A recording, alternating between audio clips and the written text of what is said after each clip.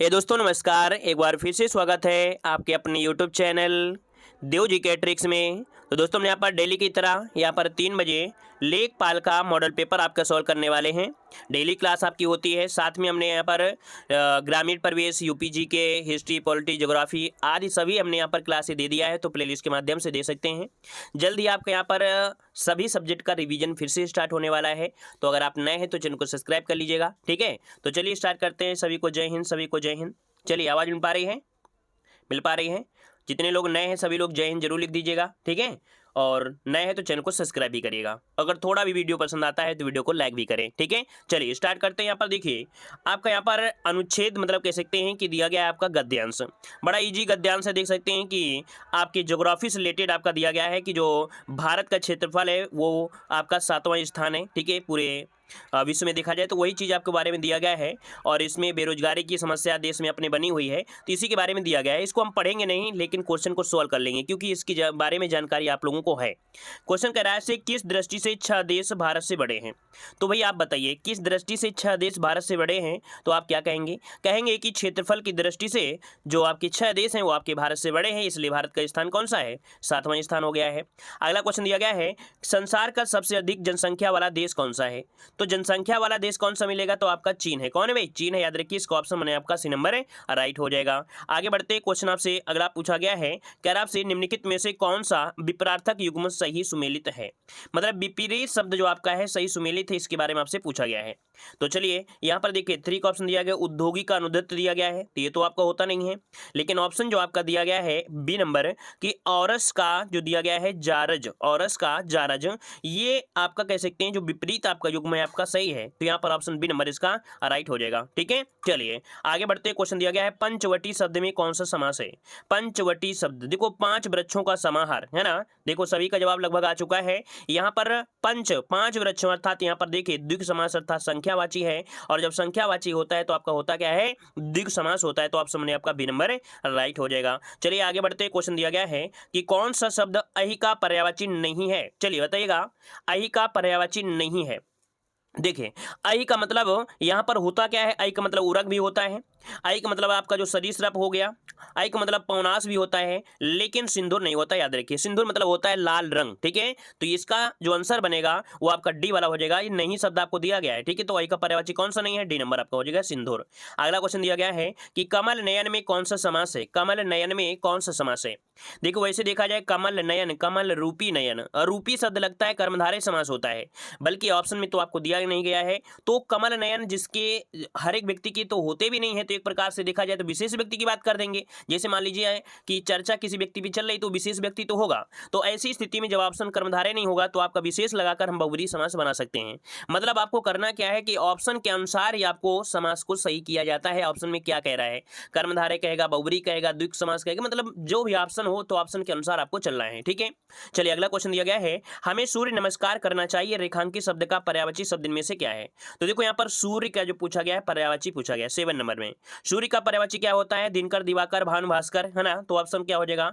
ए number इसका हो जाएगा दिनकर। नेक्स्ट क्वेश्चन दिया गया है कि श्याम का विलोम शब्द क्या है? चलिए आर का जवाब दीजिएगा। श्याम का विलोम पूछा गया, श्याम का विलोम, श्याम मतलब होता है सांवला, क्या सांवला कह सकती है, तो इसका यहाँ पर जो विलोम बनेगा वो आपका श्वेत हो जाएगा। ठीक है, काला मत लगाइए तो पर्यायवाची हो जाएगा। पूछा गया विलोम, तो विलोम होता है आपका श्वेत होता है। याद रखिए, इसका ऑप्शन सी नंबर है यहाँ पर जिसका भी आ रहा है बिल्कुल राइट बनेगा। ठीक है, वीडियो को लाइक शेयर जरूर कर दीजिएगा। जितने लोग नए जुड़े हैं चैनल को सब्सक्राइब भी करिए। ठीक है, वीडियो को भाई लाइक शेयर जरूर कर दीजिए। जो लोग अभी तक लाइक नहीं किए तो लाइक कर दीजिए। ठीक है, चलिए क्वेश्चन बताइए 9 नंबर, निम्नलिखित में से वर्तनी की दृष्टि से अशुद्ध शब्द का चयन करना है। अशुद्ध शब्द क्या है?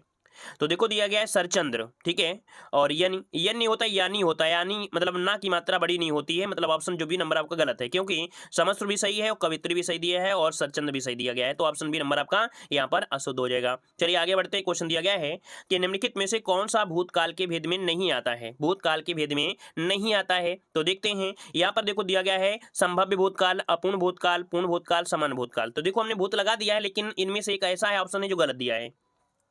पूर्ण पूर्ण अपूर्ण होते हैं, समान भी होता है लेकिन संभव भी नहीं होता है। संभावना संभावना ये भविष्य में होती है। लेकिन अब बताइए कि होते कितने भेद हैं, तो भूतकाल के 6 भेद होते हैं। सामान्य भूतकाल, आसन्न भूतकाल, पूर्ण भूतकाल, अपूर्ण भूतकाल, संदिग्ध भूतकाल और आपका हेतु हेतु मत भूतकाल। इस कारण से यहाँ पर ये नंबर आपका यहाँ पर गलत हो जाएगा। चलिए आगे बढ़ते हैं। क्वेश्चन दिया गया है पंच शब्द का अनेकार्थी शब्द आपका नहीं है। पंच शब्द का अनेकार्थी यहाँ पर नहीं है। देखो पंच किसे कह सकते हैं, तो पंच होते हैं जो गांव के सरपंच होते हैं। पंच मतलब 5 भी होता है, पंच मतलब होता है निर्णय करने वाला, लेकिन यहाँ पर पंच मतलब पंचानन नहीं होता है। याद रखिए, जिस लोग यहाँ पर जितने लोग जवाब दे रहे हैं ए नंबर वाला, उसका जवाब हो जाएगा पंच मतलब पंचानन का अनेकार्थी नहीं होगा। अदर तीनों आपके ऑप्शन बन जाएंगे। ठीक है, चलिए आगे बढ़ते हैं। क्वेश्चन दिया गया है निम्नलिखित शब्दों में से कौन सा शुद्ध आपका शब्द दिया गया है। कौन सा शुद्ध आपको दिया गया है, विदुषी। विदुषी देखकर ही आप लोग देख सकते हैं कि आंसर क्या है, ए नंबर आपका विदुषी, आपका ए नंबर आपका राइट हो जाएगा।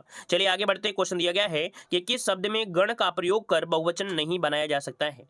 किस शब्द में गण का प्रयोग कर बहुवचन नहीं बनाया जा सकता है, 13 को ऑप्शन दीजिएगा। देखिए यहां पर होता है देवी गण, भक्त गण, नेता गण और शिक्षक गण।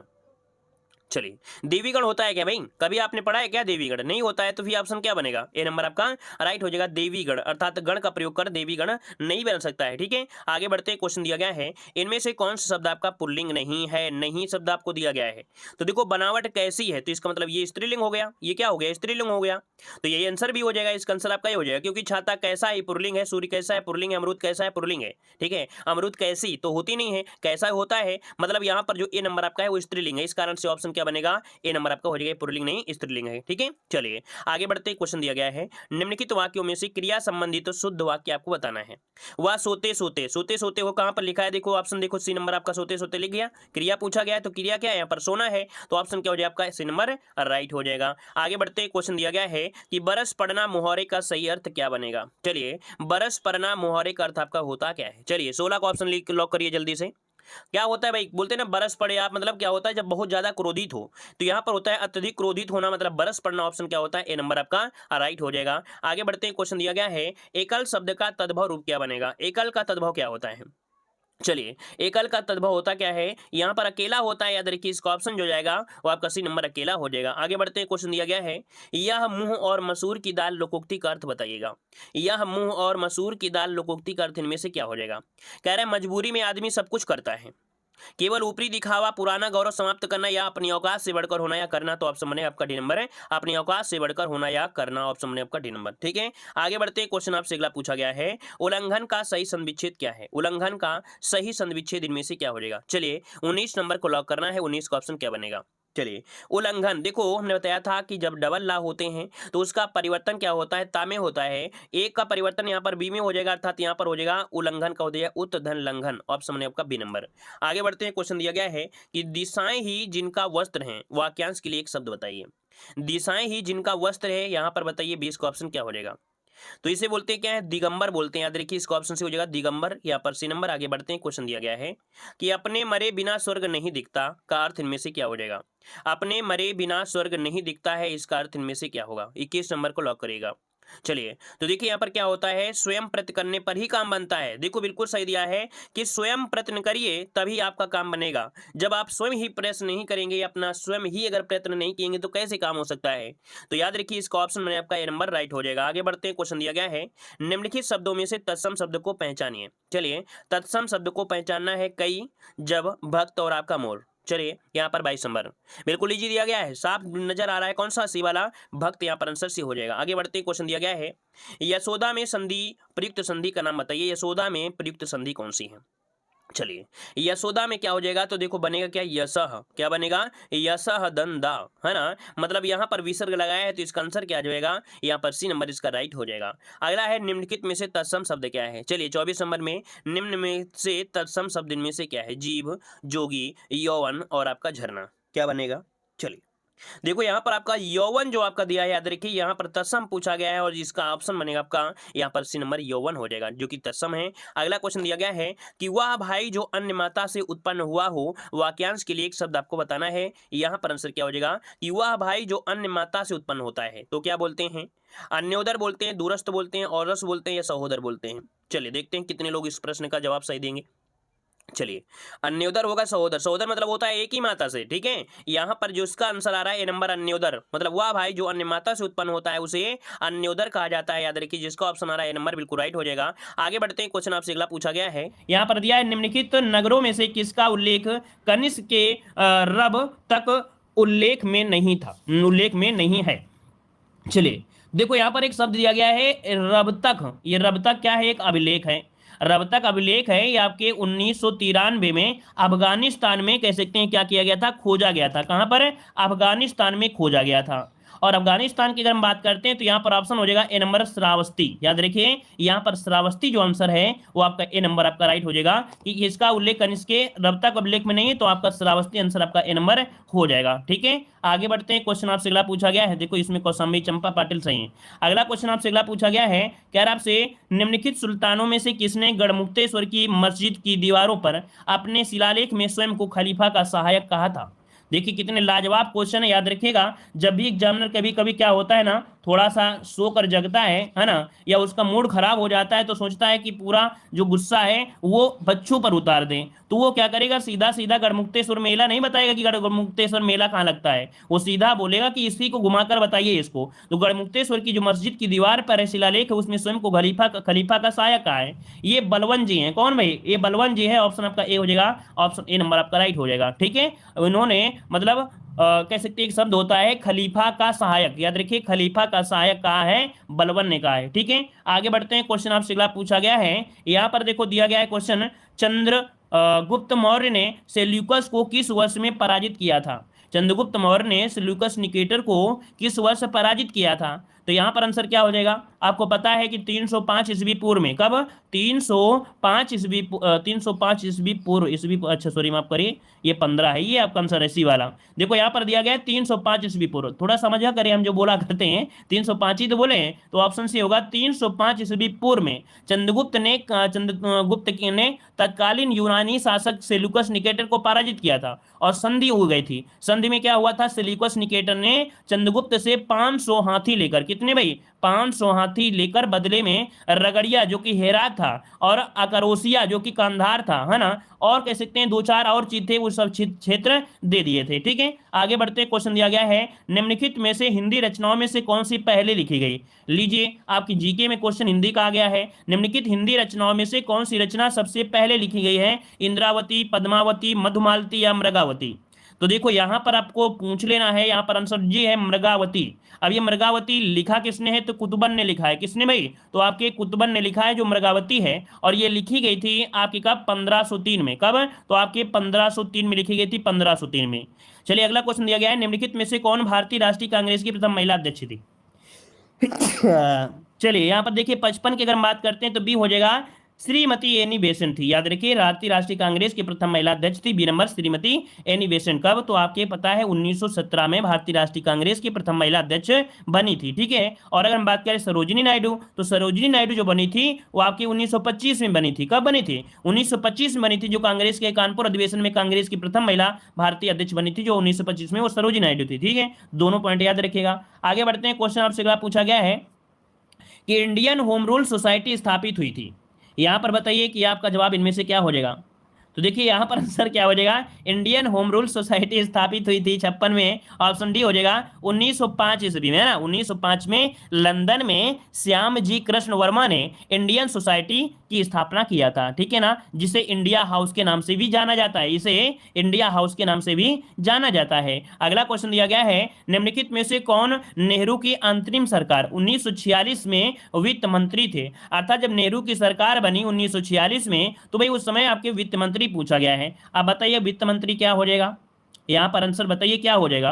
तो देखिए आपका आंसर 57 नंबर का बनेगा, आपके लियाकत अली थे। क्या थे भाई? लियाकत अली आपका हो जाएगा, यहां पर लियाकत अली आपका आंसर राइट हो जाएगा। ठीक है, चलिए बताइए अगला क्वेश्चन, पुस्तक इंडिया विंस फ्रीडम के लेखक कौन है? यहां पर बताइए कि इसका आंसर क्या हो जाएगा। चलिए यहाँ पर पुस्तक इंडिया विंस फ्रीडम के जो लेखक है वो आपके कौन है?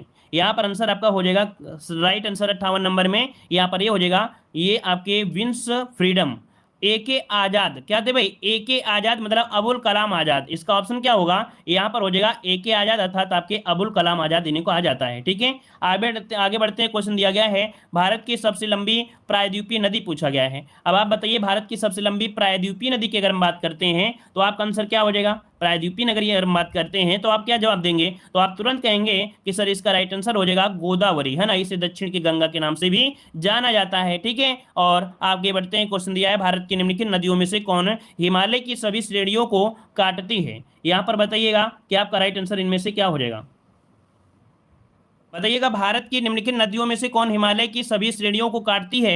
यहाँ पर 60 नंबर में, तो 60 का ऑप्शन हो जाएगा सतलुज नदी है। देखिए सतलुज नदी मानसरोवर के कहाँ से निकलती है, राकास्थल से निकलती है, ठीक है ना, और ये सभी श्रेणियों से होती हुई निकलती है। यहाँ पर आंसर आपका बी नंबर राइट हो जाएगा। ठीक है, आगे बढ़ते हैं। क्वेश्चन आपसे दिया गया है कि झरिया कोयला क्षेत्र निम्नलिखित राज्यों में से किसमें आपका अवस्थित है। झरिया पूछा गया है, हमने झरिया आपको बताया भी है ना, तो यहाँ पर देखिए आपका आंसर क्या हो जाएगा 61 नंबर में, यहाँ पर हो जाएगा झारखंड, जो आपका हमने बताया था धनबाद जिला। याद रखिए झारखंड, जो ऑप्शन बी हो जाएगा, झारखंड धनबाद जिला है ना, तो ऑप्शन क्या हो जाएगा आपका सी नंबर यहाँ पर राइट हो जाएगा। क्लियर हो गया, आगे बढ़ते हैं। क्वेश्चन आपसे अगला पूछा गया है निम्नलिखित देशों में से कौन मध्य अमेरिका में स्थित नहीं है। मध्य अमेरिका में स्थित नहीं है 62 नंबर में, ऑप्शन क्या बनेगा, तो याद रखिएगा ये आपका सियरा लियोन। ठीक है, कौन आपका है, सियरा लियोन, ये आपके मध्य अमेरिका में आपका नहीं है, ऑप्शन बी नंबर इसका राइट हो जाएगा। ठीक है, आगे बढ़ते हैं। क्वेश्चन आपसे अगला पूछा गया है निम्नलिखित में से कौन झील सुमेलित नहीं, यहाँ पर देखो दिया गया है कौन सुमेलित नहीं है, तो चलिए हम लोग सुमेलित कर लेते हैं, सुमेलित है कि नहीं है 63 वाले में। तो देखो यहाँ पर टिटकाका झील आपका दिया है, बोलिविया और पेरू के पास में है ना, दक्षिण अमेरिका में। उर्मिला झील दिया गया है, ईरान में दिया गया है ना, ये भी आपका यहाँ पर सही है। यहाँ पर दिया रेंडियर झील कह रहा है आपके रूस में है, तो भाई रेंडियर झील आपके कनाडा में है। कहाँ पर भाई, कनाडा में है, और मीठे पानी की झील भी है, मतलब ऑप्शन सी नंबर आपका सुमेलित नहीं था। और वहीं पर यथाभास्कर झील आपके कनाडा में है, तो इसका ऑप्शन सी हो जाएगा, ये आपका सुमेलित नहीं है, ये कनाडा में है। अगला है निम्नलिखित महाद्वीपों में से किसका सन 2011 में जनसंख्या का घनत्व सबसे आपका कम था। ये बताइएगा महाद्वीपों में से किसका सन 2011 में जनसंख्या का घनत्व जो आपका था कम था, ये है आपके दक्षिण अमेरिका का। ठीक है, कहाँ का, दक्षिण अमेरिका का। तो ऑप्शन क्या हो जाएगा 64 में, ए नंबर आपका हो जाएगा। अगला है वर्ष 2011 की जनगणना के अनुसार भारत के निम्नलिखित राज्यों में से किसमें जनसंख्या का घनत्व आपका उच्चतम है। अगर ये पूछे, उच्चतम पूछ ले, है ना, ये भारत की बात किया है, वो पहले पूरे कह सकते हैं एशिया की बात किया था। अब यहाँ पर बताइए कि क्या हो जाएगा, घनत्व जो आपका सबसे उच्चतम है कहाँ का है, ये बिहार का है ना, कहाँ का है, बिहार का ऑप्शन बन जाएगा आपका ए नंबर। 1106 लोग रहते हैं ना 1 किलोमीटर में, आपके जितने लोग निवास करते हैं 1106। पश्चिम बंगाल में 1028 करते हैं। ठीक है, अगला क्वेश्चन दिया है जनगणना 2011 के अनुसार भारत के निम्नलिखित राज्यों में से किस राज्य में महिला लिंगानुपात सर्वाधिक है। लिंगानुपात बात करें तो आपको बताना है केरल। भाई केरल में कितने हैं, तो आपके 1084 हैं, अर्थात पुरुष हैं आपके 1000, तो भाई महिलाएं कितनी हैं, 1084 हैं। ठीक है, अगला क्वेश्चन दिया है केरल में प्रथम साम्यवादी राज्य सरकार का गठन किया गया था। केरल में प्रथम साम्यवादी राज्य सरकार का गठन किया गया, यहाँ पर आंसर क्या हो जाएगा 67 में, तो 67 का ऑप्शन सी हो जाएगा 1957 में। कहां पर, 1957 में किया गया था, याद रखिएगा।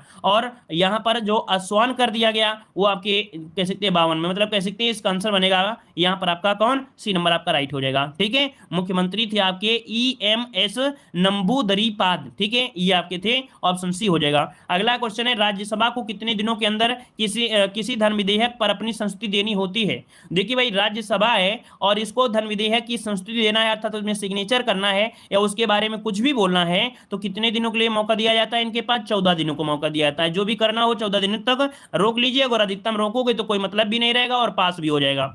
अगला क्वेश्चन दिया गया निम्नलिखित में से कौन सी 2 दल वाली तिलहनी फसल आपकी है।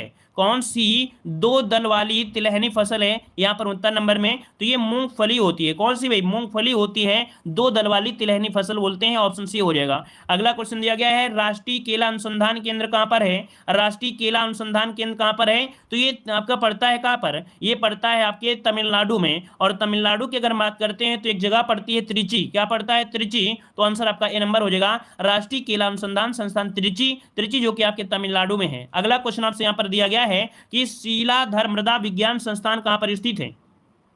चलिए इसका जवाब दीजिए, इसका राइट आंसर आपका क्या हो जाएगा, शीलाधर मृदा विज्ञान संस्थान कहां स्थित है।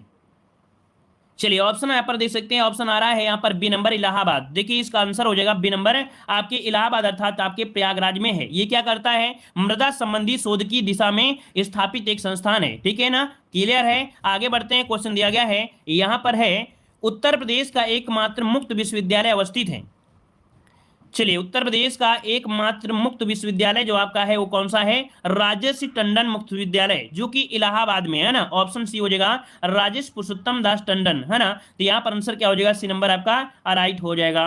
आगे बढ़ते हैं, ये फाफा मऊ का नाम सुना है आपने, फाफा मऊ वहीं पर है इलाहाबाद में। अगला क्वेश्चन आपसे यहाँ पर दिया गया है, कह रहा आपसे उत्तर प्रदेश में दिया सलाई उद्योग का प्रमुख केंद्र कौन सा है।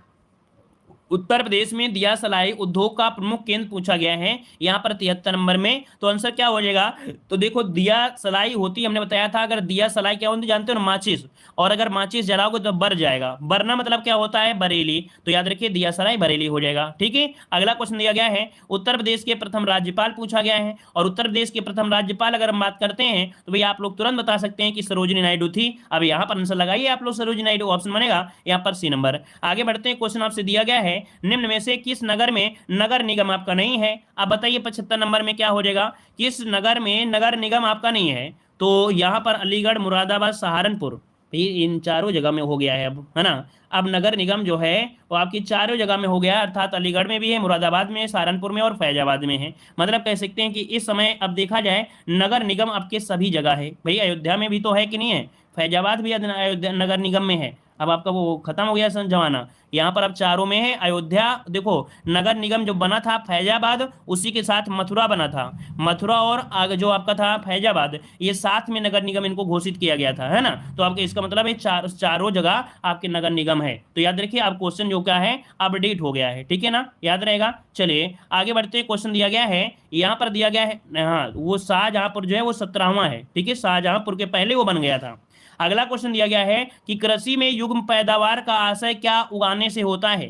कृषि में युग्म पैदावार का आशय क्या उगाने से होता है, क्या उगाना मतलब क्या होता है कि एक ही साथ दो फसल बो दीजिए, एक ही साथ दो फसल बो दीजिए, तो यहां पर युग्म पैदावार कहा जाता है। इसे क्लियर हो गया है। अगला क्वेश्चन आपसे यहां पर दिया गया है कि गांवों में भी खेतों तथा छोटे कारखानों में बालक बालिका श्रमिक की भांति काम करते हैं, वयस्क होने पर इसका क्या परिणाम होता है। वयस्क होने पर इसका क्या परिणाम होता है। अब यहां पर आंसर क्या हो जाएगा भाई, तो यहां पर कह सकते हैं 77 का ऑप्शन बनेगा। यहां पर 77 में कह रहे आर्थिक स्वतंत्रता नहीं, यहां पर देखिए शरीर में ढांचागत विकृति होती है। मतलब अगर आप किसी भी बच्चे को छोटे में ही काम काज करवाओगे, कारखाने में करवाओगे, तो भाई आपकी बॉडी में परिवर्तन आ जाएगा, है ना, आपके ढांचा बिगड़ जाएगा, है ना। तो शरीर में ढांचा विकृति हो जाएगी, ठीक है ना, क्लियर है ना। अब दूसरे पर मत फोकस करना है, जो आप लोग कह दो कि यहाँ परिवार को सहायता तो मिल जाती है ना, वो दक्ष हो जाता है, लेकिन भाई बॉडी अंदर से क्या होती है, खराब भी हो जाती है, तो आपका शरीर में ढांचा विकृति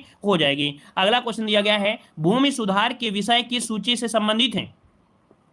भूमि सुधार जो है ये किस सूची से संबंधित है, यहां पर आंसर दीजिएगा। तो देखिए चकबंदी से संबंधित है, मतलब आपका आंसर यहां पर क्या हो जाएगा, ये राज्य सूची से, ऑप्शन सी हो जाएगा, राज्य सूची से हो जाएगा, ठीक है, क्लियर है। ये क्वेश्चन आपका पूछा जा सकता है। आगे बढ़ते हैं, क्वेश्चन आपसे अगला पूछा गया है, कर आपसे उत्तर प्रदेश के कृषि संस्थानों ने उन्नत बीजों को तैयार किया है, अन्य प्रदेशों में भी उन्नत बीजों के मूल आते हैं, बीज निगम किसानों को बोने के लिए कौन से बीज जारी करता है। मतलब जो आपका बीज निगम किसानों को बोने के लिए कौन से बीज जारी करेगा, तो यहां पर हम लोग कह सकते हैं कि प्रमाणीकृत बोलते हैं इनको, बोलते हैं ना कि आपसे बोलते थे ना उसमें आईएसओ प्रमाणित कर देते हैं, तो आईएसओ प्रमाणित कर देते हैं मतलब होता है प्रमाणीकृत बीज बोने के लिए आपसे बढ़ावा दिया जाएगा। तो ऑप्शन क्या हो जाएगा आपका, डी नंबर आपका हो जाएगा। आगे बढ़ते हैं, क्वेश्चन आपसे अगला पूछा गया है कि जिला ग्राम विकास अधिकारी का कार्य है, जिला ग्राम विकास अधिकारी का कार्य क्या होता है, 80 नंबर का जो आप दीजिएगा। तो देखिए यहां पर आंसर क्या बनेगा भाई, तो आपका आंसर यहां पर देखो जिला की बात किया गया है, ग्राम विकास ग्राम पंचायत अधिकारी नहीं है, ये जिला ग्राम विकास अधिकारी। तो इसका काम होता है कौन सा, 80 का ऑप्शन बनेगा डी, मतलब ग्रामीण विकास के लिए योजनाएं बनाना, शासन से प्राप्त अनुदान का ग्राम पंचायतों में आवंटन करना, विकास परियोजनाओं का अनुमोदन करना, मतलब ऑप्शन यहाँ पर आपका डी नंबर यहाँ पर राइट हो जाएगा, क्लियर है। आगे बढ़ते हैं, क्वेश्चन आपसे अगला पूछा गया है कि कमर्शियल बैंक एवं क्षेत्रीय ग्रामीण बैंकों के लिए क्रेडिट कार्ड योजना किस वर्ष से शुरू की गई थी। कमर्शियल बैंक और क्षेत्रीय ग्रामीण किसानों के लिए क्रेडिट कार्ड योजना ये कब शुरू की गई थी भाई? यहाँ पर जवाब दीजिएगा क्रेडिट कार्ड योजना पूछा गया है। और यहाँ पर आपका 81 नंबर की अगर बात करते हैं तो आंसर सी हो जाएगा 1998, इसका राइट आंसर हो जाएगा 1928। आगे बढ़ते हैं, क्वेश्चन आपसे अगला पूछा गया है, मनरेगा में अकुशल मजदूरों के लिए कौन निधि प्रदान करता है? यहां पर दिया ग्रामीण स्तर पर मनरेगा के तहत कार्यान्वयन एजेंसी कौन सी है? ग्रामीण स्तर पर मनरेगा के तहत कार्यान्वयन एजेंसी आपकी कौन सी है? चलिए यहां पर आंसर आपका 83 नंबर में, तो 83 की अगर हम बात करते हैं तो यहां पर आंसर हो जाएगा आपका सी नंबर, ये है आपका ग्राम पंचायत। मतलब ग्रामीण स्तर पर मनरेगा के तहत कार्यान्वयन एजेंसी को कहा है, वो आपका ग्राम पंचायत हो जाएगा। आगे बढ़ते हैं, क्वेश्चन आपसे अगला पूछा गया है कि मनरेगा में सोशल ऑडिट कब किया जाता है? यहां पर आपसे पूछा गया है, कह रहा आपसे मनरेगा में सोशल ऑडिट कब किया जाता है, आपसे पूछा गया है। ठीक है, तो चलिए आपका आंसर इनमें से क्या हो जाएगा? यहां पर आंसर आपका राइट हो जाएगा 84 नंबर में, आंसर बनेगा बी नंबर 6 माह पर। कितने में? 6 माह पर होता है, 6 माह पर होता है। क्वेश्चन दिया है मंडल पंचायतों की सिफारिश की गई थी, मंडल पंचायतों की सिफारिश की गई थी ये अशोक मेहता समिति के द्वारा। किसके द्वारा? अशोक मेहता समिति के द्वारा। तो ऑप्शन आपका ए नंबर आपका राइट हो जाएगा। अगला क्वेश्चन दिया गया है कि ग्राम की आय का स्रोत निम्नलिखित में से कौन सा है? ग्राम की आय का जो स्रोत है वो आपका कौन सा स्रोत हो सकता है? तो भैया दिया व्यवसायिक कर, आय कर, विक्रय कर और आपका लेवी ड्यूटी। इसे आपका होता है लेवी ड्यूटी से कहते हैं, इसका आंसर बनेगा आपका ए नंबर। अगला क्वेश्चन दिया है पंचायती राज प्रणाली को अपनाया गया था, जो पंचायती राज प्रणाली है इसको अपनाया गया था, तो यहां पर आंसर हो जाए क्या? तो लोकतंत्र की शक्ति का विकेंद्रीकरण करने के लिए। भाई गांधी जी ने कैसा सपना देखा था? गांधी जी ने जो सपना देखा था वो लोकतंत्र विकेंद्रीकरण पर फोकस किया था, तो यहां पर आंसर क्या होगा? बी नंबर आपका राइट हो जाएगा। ठीक है, अगला क्वेश्चन आपसे दिया गया है, कह रहा है किस स्तर पर पंचायत समिति एक पंचायती राज संरचना संचालित करती है? करा से किस स्तर पर पंचायत समिति एक पंचायती राज संरचना संचालित करती है? इसका आंसर क्या हो जाएगा? इसका आंसर आपका हो जाएगा 88 नंबर में, आपका सी हो जाएगा ब्लॉक स्तर पर। याद रखिए किस स्तर पर पंचायत समिति एक पंचायती राज संरचना संचालित करती है, तो आपका हो जाएगा ब्लॉक स्तर पर। क्या होती है? ब्लॉक स्तर पर होता है। ठीक है, अगला क्वेश्चन दिया है ग्राम सभा में होते हैं, ग्राम सभा में होते हैं, इसका आंसर बताइए। ग्राम सभा में होते हैं, कौन होते हैं ग्राम सभा में? चलिए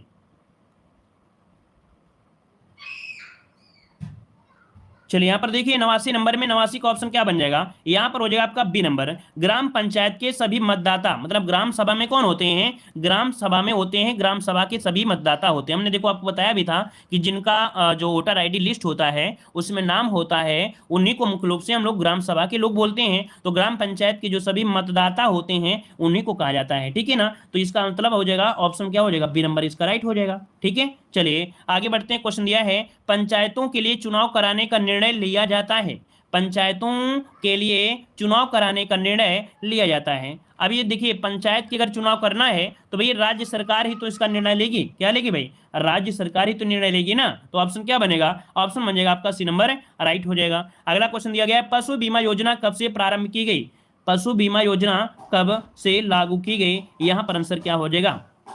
चलिए तो देखिए आपका पशु बीमा योजना 91 का आंसर हो जाएगा डी नंबर आपके 1995। क्या हो जाएगा? 1995 से प्रारंभ की गई थी, तो ऑप्शन बनेगा यहाँ पर आपका डी नंबर हो जाएगा। ठीक है, आगे बढ़ते हैं। क्वेश्चन आपसे अगला पूछा गया है कि भारत में सार्वजनिक वितरण प्रणाली की व्यवस्था की शुरुआत की गई, ये कब से की गई थी? भारत में सार्वजनिक वितरण प्रणाली की व्यवस्था की शुरुआत कब से की गई? तो इसका राइट आंसर हो जाएगा कौन सा? यहां पर सी नंबर 1950 से। कब से की गई भाई? 1950 से की गई थी, याद रखिएगा 1950 से हो जाएगा। ठीक है, आगे बढ़ते हैं। क्वेश्चन दिया गया है यहां पर देखो दिया mid day meal, mid day meal scheme कक्षा में 1 से 5 तक के स्कूली बच्चों के लिए 15 अगस्त 1995 को शुरू की गई थी। बाद में इसे भारत सरकार ने यह निर्णय लिया कि इसे कक्षा 6 से 8 तक के उच्च प्राइमरी स्तर छात्रों के लिए बढ़ा दिया गया है। ये जो बढ़ाया गया ये कब से बढ़ाया गया? तो देखिए 93 का ऑप्शन हो जाएगा 2007 से। कब से? 2007 से, तो ऑप्शन बनेगा यहाँ पर ये नंबर आपका राइट हो जाएगा। ठीक है ना, याद रखिए 95 में स्टार्ट किया गया और सबसे पहले स्कीम को 2000 से अधिक ब्लॉकों में लागू किया गया था। बाद में स्कीम धीरे धीरे क्या हुआ? आगे बढ़ती रही, तो ऑप्शन क्या हो जाएगा? ए नंबर आपका हो जाएगा 13 सितंबर 2007। अगला क्वेश्चन यहाँ पर दिया गया है उत्तर प्रदेश में सरसों की कृषि किस मौसम की उपज है? उत्तर प्रदेश में सरसों की कृषि किस मौसम में, सरसों जो की जाती है, सरसों जो होती है, ये कौन सी फसल की है? देखो हमने बताया था सरसों ये बोई जाती है आपकी कब, जब सर्दी होती है। सर्दी किसे लगती है? रवि को। तो रवि का आंसर हो जाएगा ए नंबर, रवि हो जाएगा। ठीक है ना, क्लियर हो गया। आगे बढ़ते हैं, क्वेश्चन दिया गया है यहाँ पर, देखो दिया गया है मूल्य स्थिरीकरण कोष की स्थापना का अनुमोदन किन फसलों के लिए किया जाता है? चलिए, मूल्य स्थिरीकरण कोष एमएसपी, एमएसपी जो होता है किन फसलों के लिए यहाँ पर हो जाएगा? मूल्य स्थिरीकरण कोष।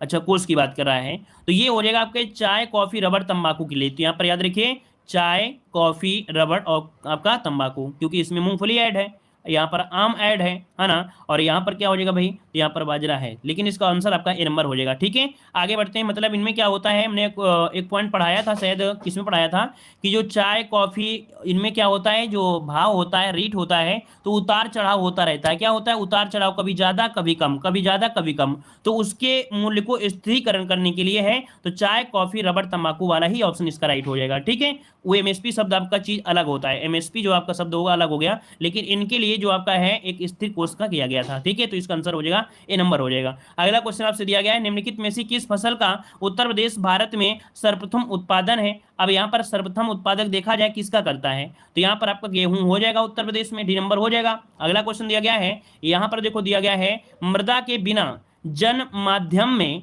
पौधों की वृद्धि एवं विकास की पद्धति कहलाती है। देखो यहाँ पर जन नहीं होगा, यहाँ पर जल होगा। क्या होगा? जल होगा। मृदा के बिना जल माध्यम में पौधों की वृद्धि एवं विकास की पद्धति क्या कहलाती है? तो जल, जल को बोलते हैं हम लोग हाइड्रो, क्या बोलते हैं? हाइड्रो। और पौधों को जो ये विधि होती है उसे पोनिक्स बोलते हैं, मतलब इसे बोलते हैं हाइड्रोपोनिक्स बोल देते हैं ना। हाइड्रोपोनिक्स खेती का एक आधुनिक तरीका है जिसमें नियंत्रित जलवायु में बिना मिट्टी के पौधे उगाए जाते हैं, है ना। मतलब इस पद्धति में मिट्टी के बजाय सिर्फ पानी या फिर बालू या कंकड़ों के बीच पौधों की खेती कर दी जाती है, इसे हाइड्रोपोनिक्स कह देते हैं। ऑप्शन बी होगा। अगला क्वेश्चन दिया है आंवला उत्पादन, तो आंवला उत्पादन क्या हो जाएगा? तो 98 का ऑप्शन बनेगा आपका बी नंबर, यहां पर हो जाएगा प्रतापगढ़, हो जाएगा बी नंबर। अगला क्वेश्चन दिया गया है निम्नलिखित में से किस स्थान का दशहरी आम विश्व प्रसिद्ध है? तो भाई 99 की अगर हम बात करते हैं तो आपका आंसर क्या हो जाएगा? यहाँ पर आंसर हो जाएगा आपका डी नंबर, मलिहाबाद, जो कि लखनऊ है। अगला क्वेश्चन आपसे यहाँ पर दिया गया है international crop research institute for the semi arid topics कहाँ पर स्थित है? चलिए इसका जवाब दीजिए। International crop research institute for the semi arid tropics, ये कहां पर स्थित है? ये पड़ता है आपके लीमा, लीमा जो आपके पड़ता है पेरू में। कहां पड़ता है भाई? आपके पेरू में है। आपका आंसर हो जाएगा यहां पर कौन सा? बी नंबर आपका हो जाएगा, पेरू हो जाएगा, पेरू हो जाएगा। ठीक है ना, क्लियर हो गया है इतना पॉइंट। चलिए, यहाँ पर जो आपका आंसर है वो आपका बी नंबर आपका हो जाएगा। ठीक है, और इसके बाद तो कोई नहीं है भाई, इसके बाद आपके 100 ही क्वेश्चन थे, तो 100 क्वेश्चन यहाँ पर आपके राइट हो जाए, मतलब हो गए पूरे। ठीक है, तो इस प्रकार से ये टेस्ट आपका हुआ।